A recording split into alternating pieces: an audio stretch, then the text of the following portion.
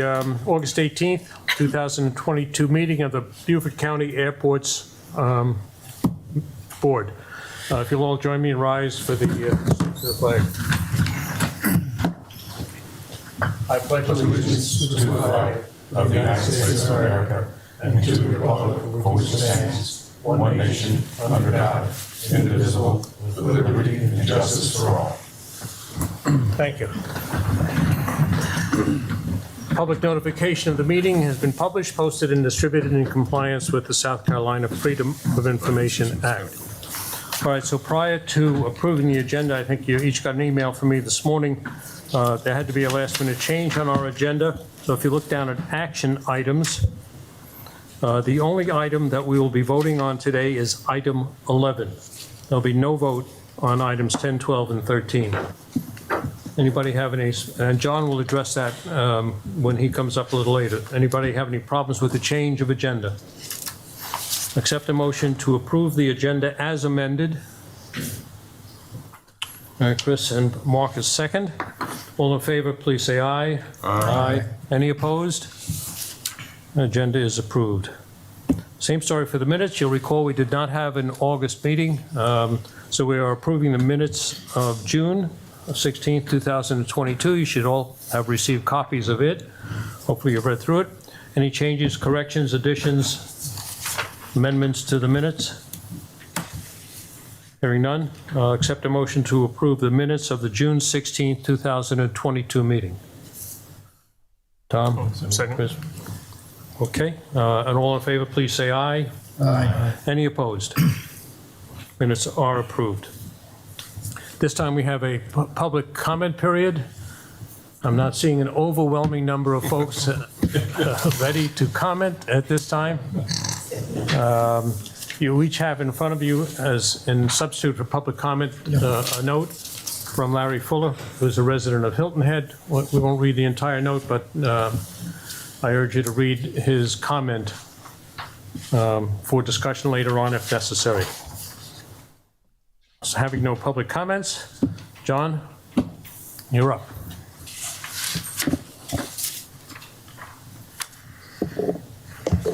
All right, well, happy August to you. And we'll go through this. We got a lot to talk about, so we'll go through it as deliberately as we need to. First, we'll kind of go through the report, and then we'll talk about, I think some of these agenda items will come up as we go through the report.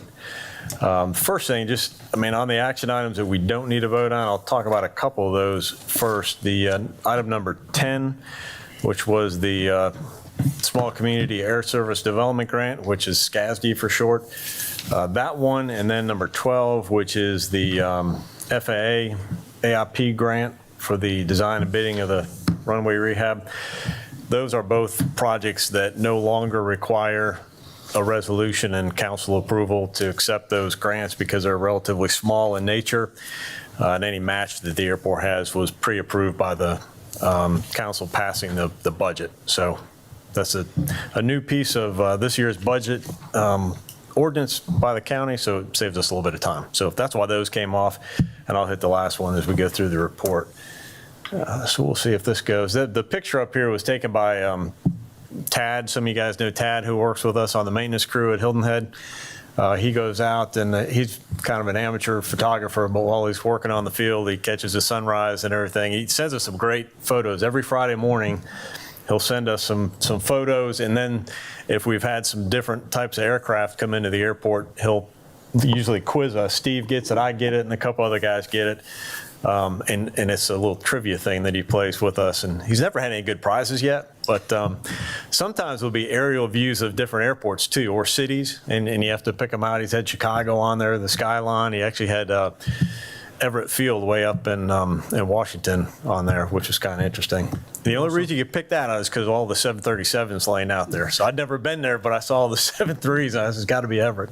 He also cooks a mean hamburger on Tuesday night. He is. He's a heck of a cook, and he's got a few jokes and magic tricks. So if you see the guy out there mowing the lawn and you can't see anything but his goggles because he's all wrapped up, that's Tad. Steer clear. Fair warning. All right. We'll see if this advancer will work. I don't know if this is going to work for me. So You should be able to do it now. Let's see if that does it. I don't know where I'm supposed to aim this thing. No. So let me do it for your. Sorry, John. hold on. It's all right. Is that right? Maybe in that. Oh, it was in the lower corner, lower left. Is that right? Say, Brian, while Oh, it John is is advanced looking, on your are you screen? able to hear the meeting, Brian? Oh, I did it. There. I don't know if you did or I did it. There we go. Something moved. Okay, I think I did it. okay. We got So three this trucks. is the one. All right, we got, this is my new company car that just came in on Monday. And so if you see me coming down Highway 170, get out of the way, because I'll turn on that bumper turret and blow you out of the way. But a new truck that it literally just arrived over the weekend, came down from Oshkosh. A couple more things that need to be added to it that are kind of back ordered due to supply chain issues. But once we get those in, and once the Oshkosh crew comes down to train our ARF guys, then we'll be ready to put that into service. So we'll have two 1,500-gallon trucks. That thing's incredible. You sit in it, and it's like being in a glass cockpit. I mean, you can see everything out of there. Everything's easy to operate. So we're super glad to have that, brand new. And oh, by the way, 100% funded by the FAA. Didn't cost us a nickel to get that truck. So about a $700,000 truck. John, what do we do with the old ones? Do we sell those or trade them in? No, we keep them. We need them. It helps us meet our index requirements, so we'll keep those. It was sort of going to be my question. The pickup truck type vehicle is staying. Yes, and we're not totally sure if we're going to keep that as an ARV vehicle or if we'll transition that into another one. We don't technically need it as an ARV vehicle except for a backup now that we've got two 1,500-gallon trucks. Until something goes down. Yes. Well, until two go down. As long as we have one, we're good. So we have one in a backup right now, so we're in good shape. So we haven't totally made that decision, but that one actually has fairly low operating time on it, the small truck. Year-wise, it's kind of old, but so we may keep that around. So anyway, got another picture of it here, different angle. You can see we got the new logo on there and everything, but very sleek, big cab. I forget, Steve, 3, 4 seats in there? I forget. Well, there's 3, but there's 2 secondary seats. Yeah. Not- Yeah, so we've fit a bunch of people in there. Plus, it's got a nice hatch up to the roof to that turret. Really easy to get around in. Even in the engine compartment in the back, it's got a big open door, so you can actually crawl into the engine compartment to do work instead of having to be, all smashed up inside places. So really nice. Does piece that of truck gear. require any crew training? Has that been done or? No, it does. We had 2 of our ARF officers go to Oshkosh about 2 weeks ago and do the final inspection before it came off or out of the facility. And so they kind of did the sign off from our standpoint for acceptance, and then it got shipped down here. And then the trainers from Oshkosh will be down so they can train all of our personnel on that truck. And once that training is done, and there's one control panel that needs to come in, a display panel, once that's installed, then we're ready to put into service.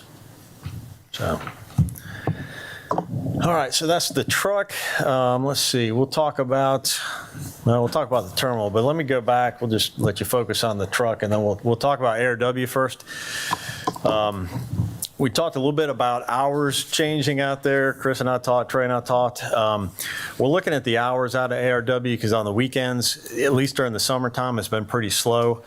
It usually does. You remember from seeing the numbers on the reports that operations and fuel sales typically do decline in the summertime because of the heat.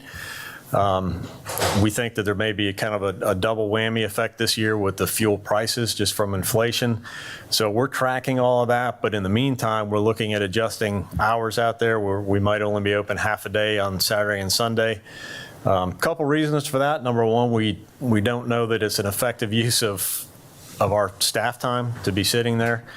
And it kind of, I don't want to lose staff by having them sit there and wait for somebody to land, because that gets folks bored and it frankly wastes their time, and I'm not into that. So we're probably going to be doing half days on weekends. We'll figure out what those actual hours are. But then as the season picks up, and Chris reminded me that once the session reopens, the golf course, then we get more traffic in typically, a lot more turboprop and small jets that may come in, then we'll look at maybe adjusting things. But we're trying to make the right decisions based on staffing and the requirement for being operational out there. There's always going to be the self-serve avgas. So if there's flight training going on or something like that, you can always get avgas. And then, of course, if anybody wants a call out for jet fuel or that, you can still do the after hours call out. So that'll benefit our employees as well. So that's the hours. Just stay tuned on that. The exterior project, the renovations of the terminal, they're ongoing right now. So if you're out by the airport, you'll see that the terminal is being painted on the outside. All the handrails that go up the walkways are being redone. All the posts and everything have been removed and new ones are being installed. So all that's getting finished up. We'll follow that up with some landscaping. We'll have new signage out there. We've never really had a monument sign on the road. So that's part of this project is we'll design and get permitted a monument sign to be out there on the road.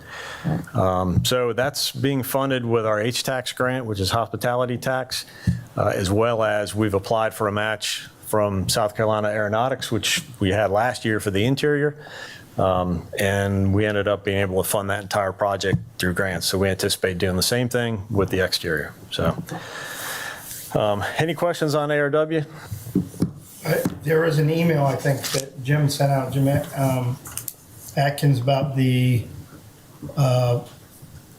head for South Carolina Aviation possibly coming down to do a discussion. I don't know if I just saw it literally this morning possibly. So I don't know if you're aware. They were looking at dates. They don't have a date set yet. Yeah, that Jim Come down doesn't. to talk to, just He kind of doesn't. talk about basic overall what's going on with aviation. If he's talking to Jim, Jim's not talking to me. Okay, I'll pass it on. I'll forward it over to you. Yeah, I haven't heard from him, Got it. so, yeah. And just in case anybody's interested, and Ann knows this, but the executive director of South Carolina Aeronautics is finishing up, Almost 10 years, I think. I guess about 10 years. I think he actually took over just after I came on board, so he's maybe 9-ish years, but Yeah. do you know when his last day is? I can't recall. No, they're doing his luncheon tomorrow. Be in Is it September? September, October. Yeah. But he's going to be on hand for us. Yep. So James is leaving. So there'll be a new executive director at Aeronautics, and James is going to Greenville downtown. So he'll still be working within the state system and still contributing. But James has been fantastic at Aeronautics. So if by chance you know James, bump into James, thank him for what he's done over these last 9 years. He's been fantastic, and he's really helped us with a lot of our grants as well. So Gary's still there, which is good because Gary is phenomenal too, and he's kind of their program manager, and he'll be the one who we interface with on grants. So that is that. I think that's it for ARW. So we'll get on to Tilton Head. Part 139 inspection was conducted last week, at the beginning of the week, so we're still waiting on the written report from that. There's always some highs and some lows from those.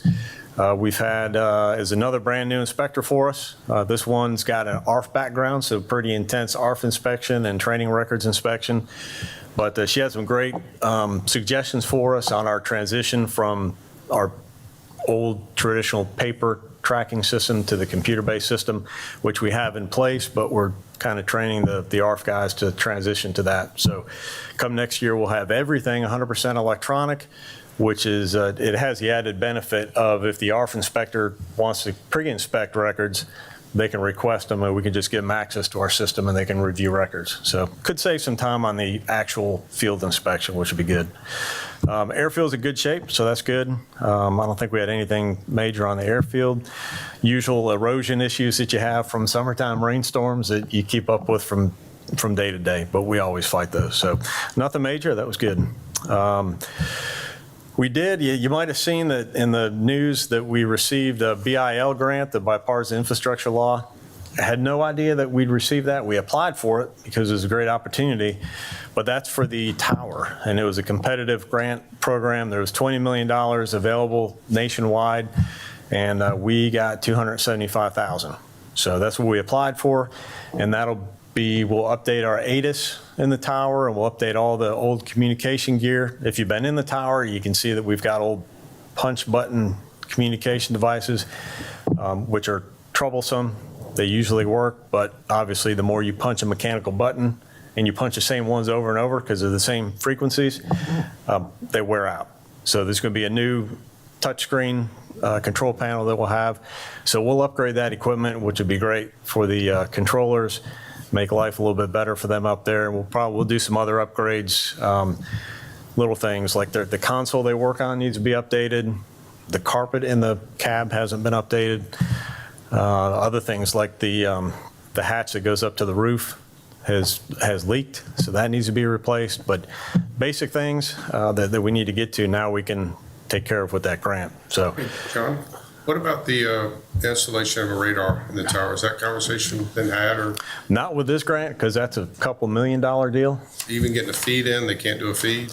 We're working on that. That probably won't have anything to do with this grant.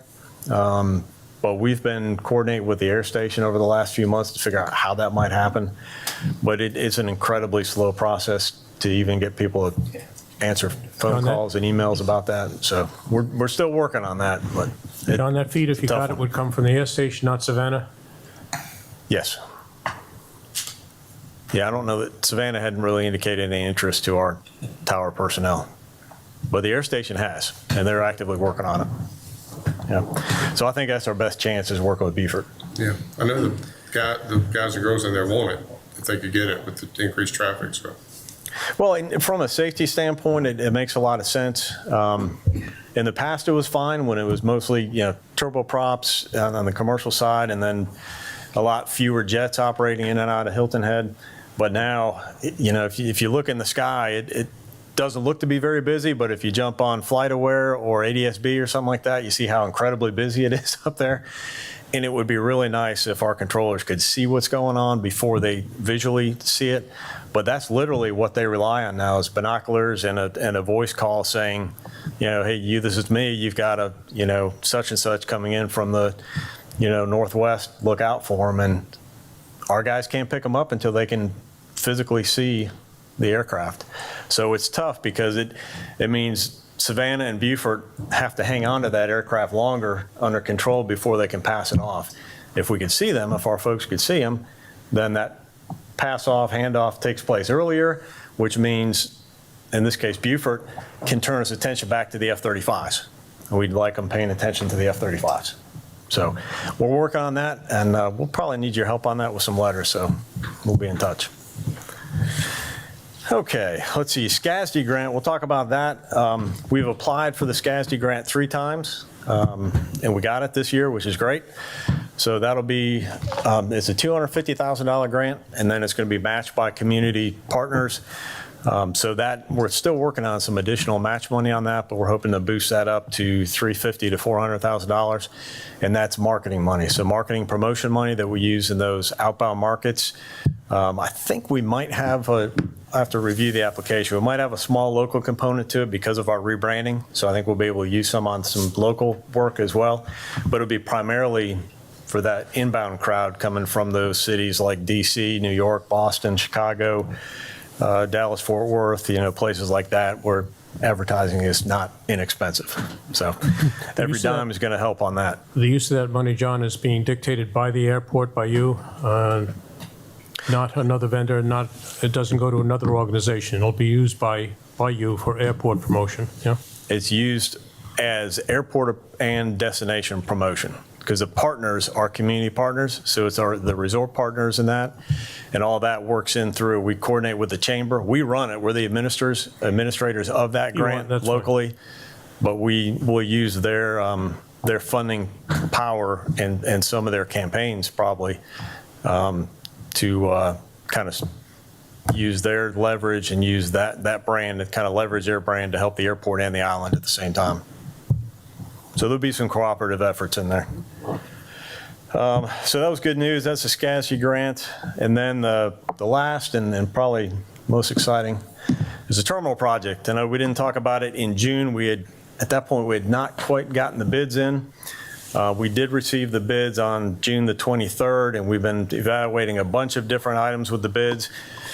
As you might imagine, if you buy gas or if you eat anything or if you consume anything, you know that it's gotten a little bit more expensive these days to do anything. Those bids came in pretty high, about 35–40% higher than what we would have liked to see, and frankly, what the latest estimates had shown.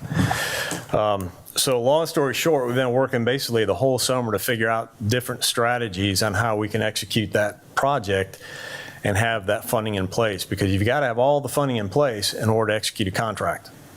So after a lot of time working on that and many different proposals and discussions on how it may work, what we came up with literally just yesterday morning is that we're going to phase the project, because we have enough funds in hand based on the grants, and I'll review those for you. We've got a total from the FAA of $21.6 million. We've got $12 million from the state of South Carolina, as you remember. And then we've got about $2 million through the airport/ARPA. So that's a total of $35.6 million. Now, in most games, that would be pretty good, and we'd be ready to execute the project. But like I said, enter inflation, and now we've got a little bit more than half of what we need. So what we're going to do is we're going to phase that project, and we're going to phase it such that the initial phase that we construct will be completely funded with the money we've got now.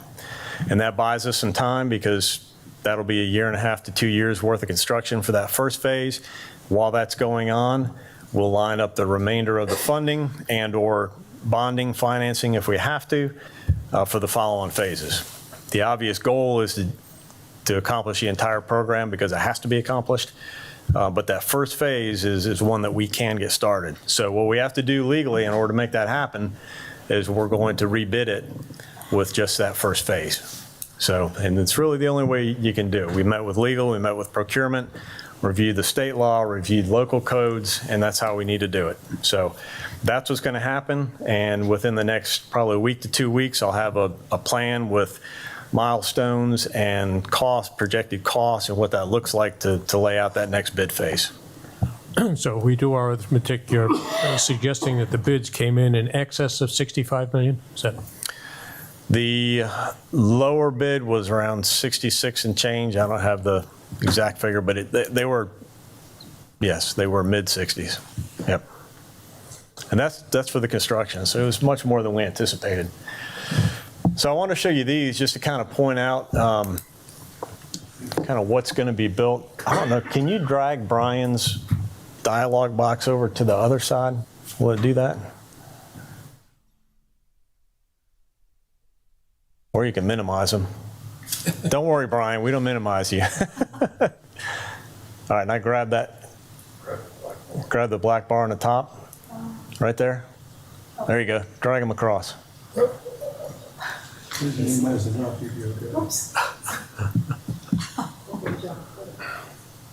Just grab the black box on the right, the very upper part. Yeah, I'm trying, but it's just. Let's leave it right there. That's okay. Sleeping dog fly. This is fine, boys. I think you have, can you click it on your side, John, to see?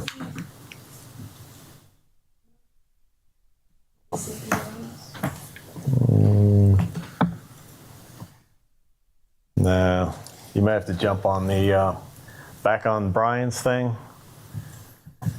Oh wait, there's something. It's should be shared now. Yes, it's just.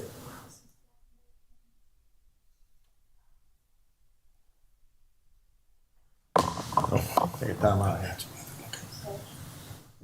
I'm better at it. Later. Yeah, I get it in New Jersey.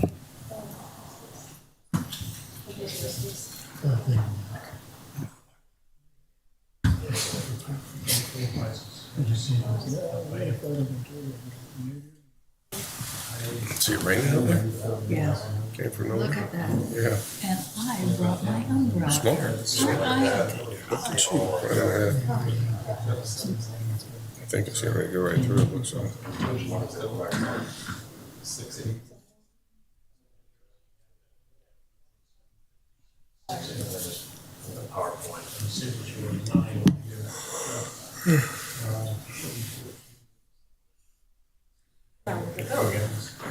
All right.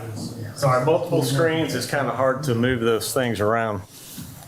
I have a pointer here, but I don't know that it works on these screens. So if you're looking at the screens, hopefully y'all can see those pretty clearly. If you move over, see the blue car kind of on the end, if you come right up to the roof line above that blue car and then look all the way out towards the right, that's the first phase.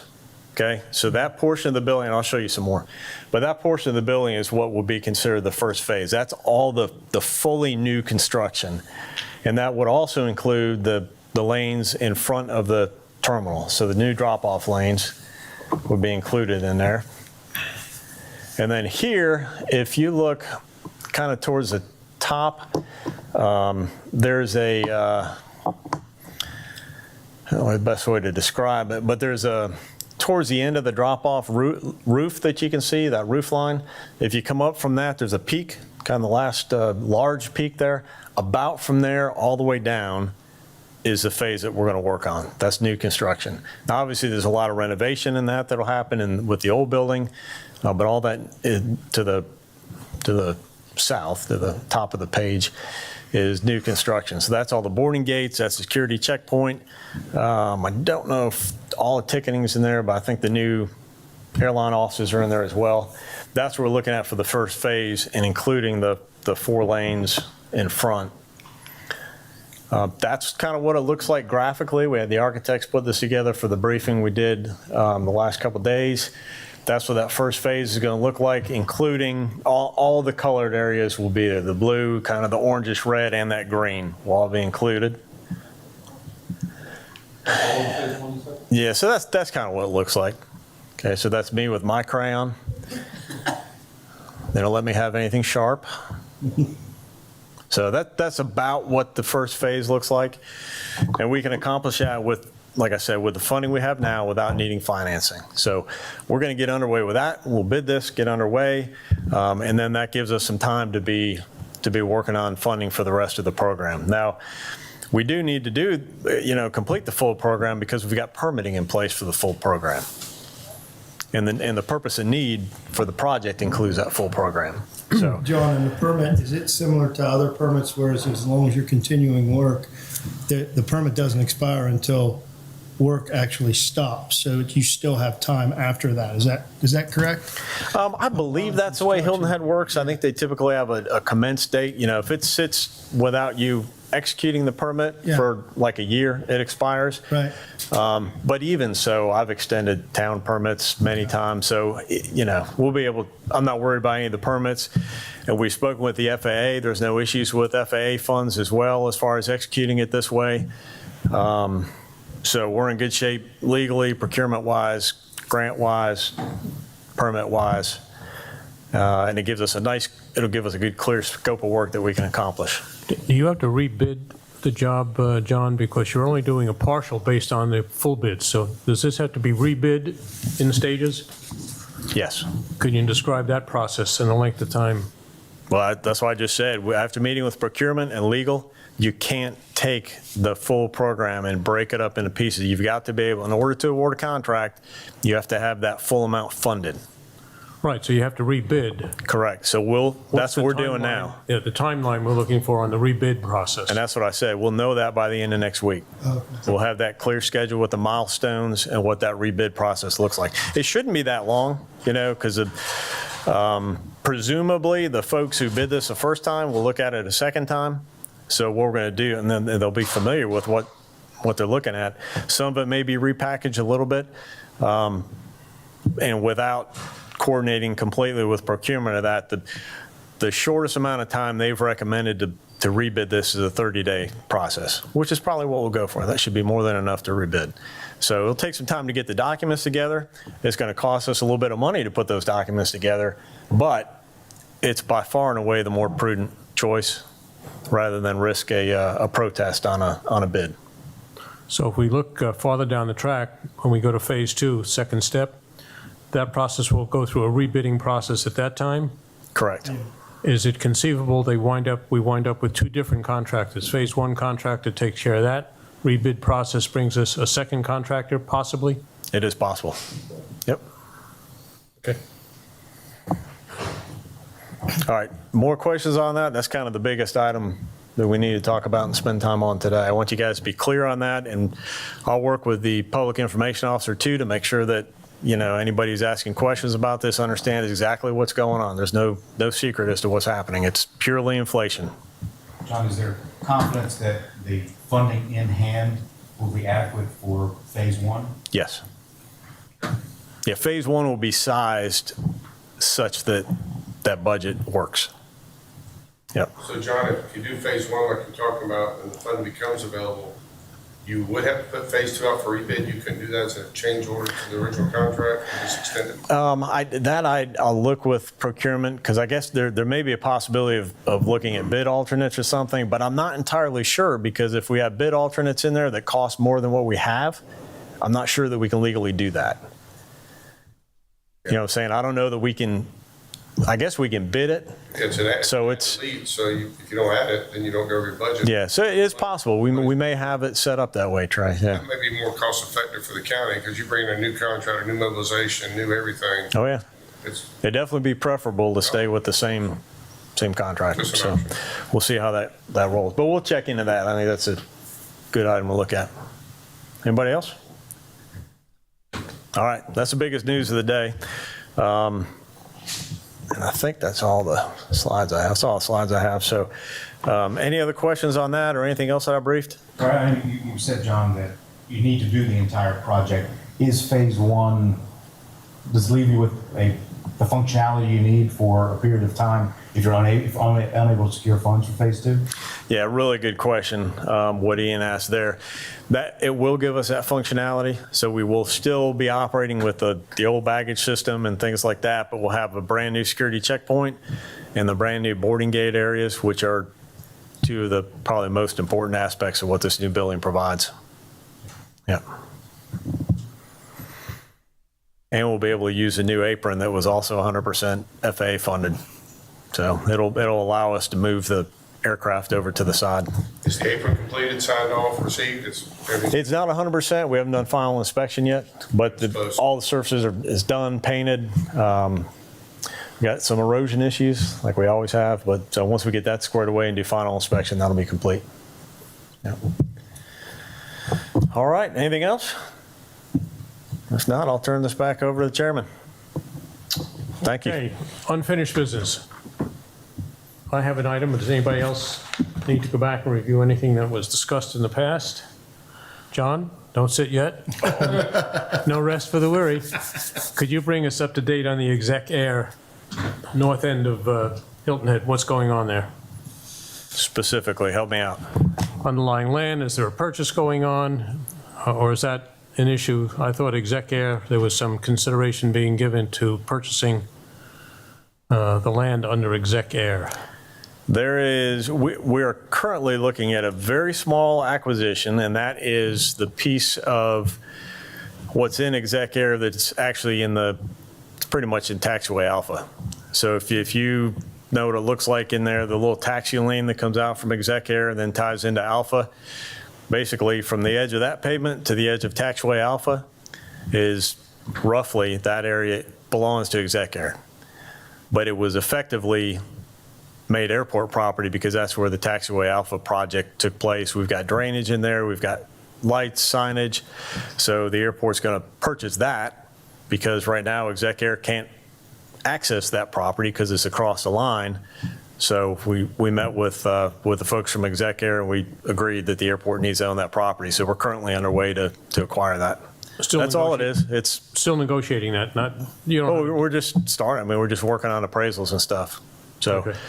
yeah, it's, I forget, Judy, 1/10 of an acre? I mean, it's really small. Or no, an acre maybe? If it's an acre, I'd be surprised. It's tiny. It's a tiny little rectangle of grass that we'll purchase. But it's something that is really only useful to the airport. Okay, and completion date or anticipated completion date, putting that away? Hopefully end of the year. It just depends on, I mean, you're going to ask me to rely on attorneys and give you a calendar, and I'm not going to do that for you. especially as you get into the end of the year. Understand. It should be pretty straightforward, though. There was also some discussion at a meeting a couple of months ago about the vendor agreements that currently exist on Hilton Head Airport. First, all the vendors are now done, covered under the existing vendor agreement, or you're still negotiating with some to resolve issues? We still have some work that we're doing on that. Has any provision in your discussions been made for the small vendors? So you and I had discussed that a while ago. Guy's got to come in and wash an airplane, change a tire. The 6-page vendor agreement that currently exists, based on the lawyer's interpretation, is kind of rough on a small guy and the tenants, your customers at the south end of the field. So is there any consideration being given to taking a look at that vendor agreement and scaling it down for some of the small guys? Well, we're looking at that, but we're dealing with aviation attorneys to make sure that what we do complies with the FAA requirements. But you are investigating at least? We are. Thank you. Any other unfinished business? Hearing none, we could then move into new business. I'll stay right here. All right. Okay, as we said, we took a bunch of those action items off, and I do apologize for that confusion. I know you got about 16 different agendas, and that is completely my fault. But the good news is, like I said earlier, some of these items don't have to come before the board or council anymore, so that's good news. But the one that does is that emergency procurement for security. Somehow we missed that in the budget. Okay, it's a normal line item piece that somehow got shifted under some of my folders on the desk, and I didn't put that in the budget. So that needs to be provided for. That's what this does, is going to Public Facilities Committee on Monday. It is a normal line item. It's just something that got left out of the budget.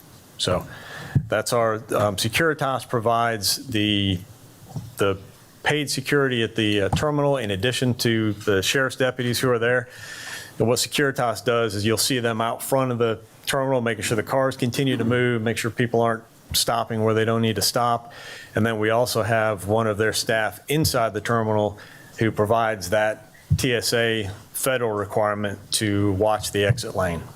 So we've got a minimum of 2 folks on board while the terminal's in operation. So that's what that provides for. Anybody have any questions for John?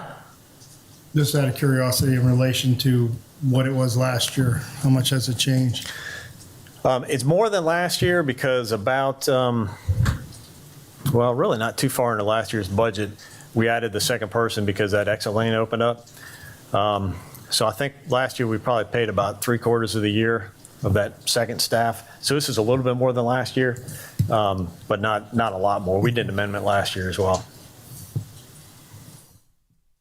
All right, Chris? Yeah. Yeah. All right, we'll accept a motion to approve the contract for the Securitas Services fiscal year 2023 contract for Hilton Head Airport.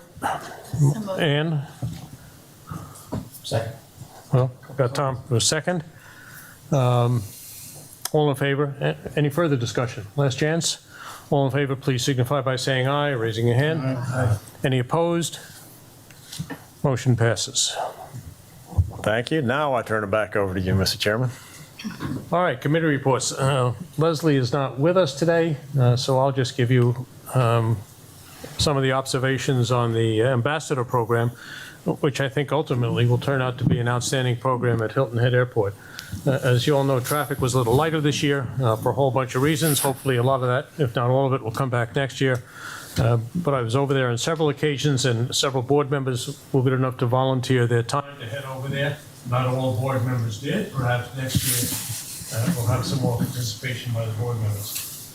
Very effective program, just welcoming people coming off the aircraft and people, travelers who are leaving from Hilton Head Airport, taking some of the burden away from TCA with the security, TSA people, as people would interrupt their workflow to ask some very basic questions that the ambassadors can handle. And the same true with the securities. The Sheriff's Department has folks over there.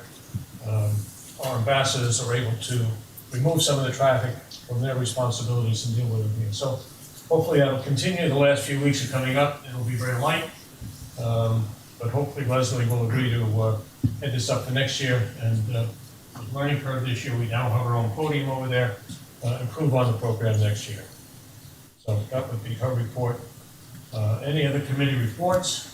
ARW Improvement Committee, I did speak with John and Steve just on the new hangars, and that's still moving forward. Waiting for some final design stuff to go back through and look at. Another update for ARW on the committee is we've had some drainage issues on Airport Road coming into the airport. So John and Paul reached out to the county. I guess. Actually out there today? Yeah, storm management team. They came out and no charge to the airport. They brought a nice big crew. They're doing some clearing and grubbing, removing some dead trees. Don't let them forget to get to fix the drainage problem, because that's why they showed up. They hadn't done that one yet, so I hate for them to leave and not fix the original problem. They're actually doing the dish today. Oh, there, okay. And Well, it's raining. Well, it's right. Yeah, perfect that's- timing. it's a good way to know where the water's going, so. So that was good news. That doesn't cost the airport anything. They've already cleared out a bunch of trees. Looks really good. They're moving some rotten soils out of the way, and I think that's it. Paint the exterior of the hangar. You mentioned that. The interior, if you haven't stopped by ARW and you're in there, go take a look at the interior of the FBO. It turned out awesome. Looks really good. It was due, well past due, 20 plus years. So, yeah, get some more people coming there in the fall, and the secession guys that like to buy a lot of jet fuel. So that's it. Excellent. ARW group has done nice work. John, thank you for all the work that you put in over there. It actually shows, and again, I said this last time, some board members have not been over there in a while. Get in your car without an airplane, and it's a worthwhile trip to go over and take a look and see what's developing over there. Or fly over and buy some fuel. Better. I know the marketing committee is out today. Jim's away.